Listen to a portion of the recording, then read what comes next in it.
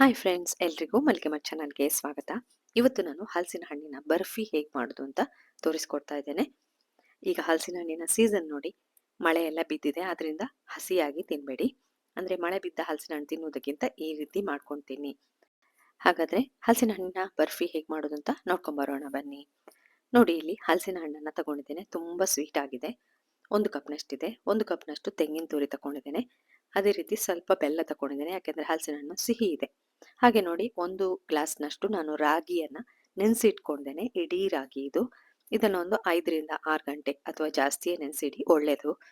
ಈಗ ನೆನೆಸಿದ ರಾಗಿಯನ್ನ ನಾನು ಮಿಕ್ಸಿ ಜಾರಿಗೆ ಹಾಕಿ ರುಬ್ಕೊಳ್ತೇನೆ. ಅದೇ ರಾಗಿಗೆ ನಾನು ತೆಂಗಿನಕಾಯಿ ತುರಿ ಇದೆ ನೋಡಿ, ಅದನ್ನು ಕೂಡ ಹಾಕಿ ಚೆನ್ನಾಗಿ ಹಾಲು ಬರಬೇಕು, ಅಂದ್ರೆ ನುಣ್ಣಗೆ ಮಾಡ್ಕೊಂಡು ರುಬ್ಕೊಳ್ಬೇಕೀಗ. ಈಗ ಒಂದು ಸರಿ ಇದು ಅಂದ್ರೆ ಫಸ್ಟಿಗೆ ರುಬ್ಕೊಂಡು ಬಂದಿದ್ದೇನೆ. ಇದನ್ನ ಈಗ ಸ್ಟ್ರೈನ್ ಮಾಡ್ಕೊಳ್ಬೇಕು. ಅದಕ್ಕೆ ಒಂದು ಪಾತ್ರೆ ಇಟ್ಟು ಅದರಲ್ಲಿ ಸ್ಟ್ರೈನರ್ ಇಟ್ಟು ಮೇಲ್ಗಡೆ ಒಳ್ಳೆ ಮಸ್ಲಿನ್ ಬಟ್ಟೆಯನ್ನ ಹಾಕಿ ಗಾಳಿಸ್ಕೊಳ್ಳಿ. ನಾನು ಇದನ್ನ 2ರಿಂದ 3 ಸರಿ ರುಬ್ಕೊಂಡು ಗಾಳಿಸಿ ಇಟ್ಕೊಂಡಿದ್ದೇನೆ. ಇದೀಗ ಫಸ್ಟ್ ಟೈಮ್ ಇದನ್ನೆಲ್ಲ ಮುದ್ದೆ ಮಾಡಿ ಮೆಲ್ಲನೆ ತಿಕ್ಕಿ ತಿಕ್ಕಿ ಹಾಲನ್ನ ತೆಗಿಬೇಕು. ನೋಡಿ, ಫಸ್ಟ್ ಟೈಮ್ದು ಹಾಲು, ಹಾಗೆ 2ನೇ ಸಾರಿದು ಹಾಲು ಕೂಡ ತೆಗ್ದಾಗಿದೆ. ಅದೇ ಮಿಕ್ಸಿ ಜಾರಿಗೆ ನಾನೀಗ ಹಲಸಿನ ಹಣ್ಣು ಹಾಕೊಂಡಿದ್ದೇನೆ. ಹಲಸಿನ ಹಣ್ಣನ್ನ ನುಣ್ಣಗೆ ರುಬ್ಕೊಂಡು ಅದೇ ಹಾಲಿಗೆ ಹಾಕ್ತಾ ಇದ್ದೇನೆ.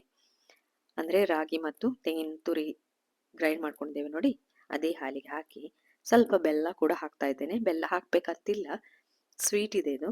ಹಾಗೆ ಸ್ವಲ್ಪ ರುಚಿಗೆ ಒಂದು ಚಿಟಿಕೆ ಉಪ್ಪು ಸಾಕು. ಎಲ್ಲ ಹಾಕಿ ಮಿಕ್ಸ್ ಮಾಡಿ ಇದನ್ನೀಗ ಗ್ಯಾಸ್ ಮೇಲಿಟ್ಟು ಆಳೈಸ್ಕೊಳ್ಬೇಕು, ಅಂದ್ರೆ ದಪ್ಪ ಮಾಡ್ಕೊಳ್ಬೇಕು. ಅದಕ್ಕೆ ಟೈಮ್ ತಗೊಳ್ಳೋದು ಅಷ್ಟೇ. ಫ್ಲೇಮನ್ನು ಕೂಡ ನೀವು ಸ್ಲೋ ಇಟ್ಕೊಳ್ಬೇಕು. ಲೋ ಫ್ಲೇಮಲ್ಲೇ ಇಟ್ಟಿದ್ದನ್ನು ಬಿಸಿ ಮಾಡಬೇಕು, ಇಲ್ಲಾದ್ರೆ ಇದು ಅಡಿ ಹಿಡಿತದೆ. ನೋಡಿ, ಸೌಟನ್ನ ಹಾಕಿ ತಿರುಗಿಸ್ತಾನೆ ಇರಬೇಕು. ಸುಮಾರು 20ರಿಂದ 30 ನಿಮಿಷದವರೆಗೆ ಇದನ್ನು ತಿರುಗಿಸ್ತಾನೆ ಇದ್ದೇನೆ. ನೋಡಿ, 1 ಸ್ಪೂನ್ನಷ್ಟು ತುಪ್ಪ ಕೂಡ ಆ್ಯಡ್ ಮಾಡ್ಕೊಂಡಿದ್ದೇನೆ. ರುಚಿ ಕೂಡ ಚೆನ್ನಾಗಿರ್ತದೆ. ಹಲಸಿನ ಹಣ್ಣಿಗೆ ತುಪ್ಪವಿದ್ರೆ ಚೆನ್ನಾಗಿ ಆಗ್ತದೆ. ನೋಡಿ, ಅದನ್ನ ಕಲಡಿಸ್ತಾ ಇದ್ದೇನೆ ನಾನು. 20ರಿಂದ 30 ನಿಮಿಷದವರೆಗೆ ಕಲಡಿಸ್ಕೊಳ್ಬೇಕಾಗ್ತದೆ, ಅಂದ್ರೆ ದಪ್ಪ ಬರ್ಬೇಕಿದು. ಅಲ್ಲಿಯವರೆಗೆ ಕೈ ಆಡಿಸ್ತಾ ಇರಬೇಕು. ನೋಡಿ, ಗುಳ್ಳೆ ಗುಳ್ಳೆ ಬರ್ತಾ ಇದೆ.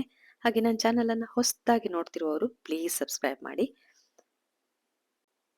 ನೋಡಿ, ಈಗ ಬೆಂದಿದೆ, ಆದ್ರೆ ಕೈ ಬಿಡಬೇಡಿ. ಕೈ ಬಿಟ್ರೆ ನೀವು ಅಡಿ ಹಿಡಿತದೆ ಇದು. ಇನ್ನೂ ಸ್ವಲ್ಪ ದಪ್ಪಕ್ಕಾಗಬೇಕು, ಅಂದ್ರೆ ಗಟ್ಟಿ ಆಗ್ಬೇಕಲ್ಲ, ಅದಕ್ಕೆ.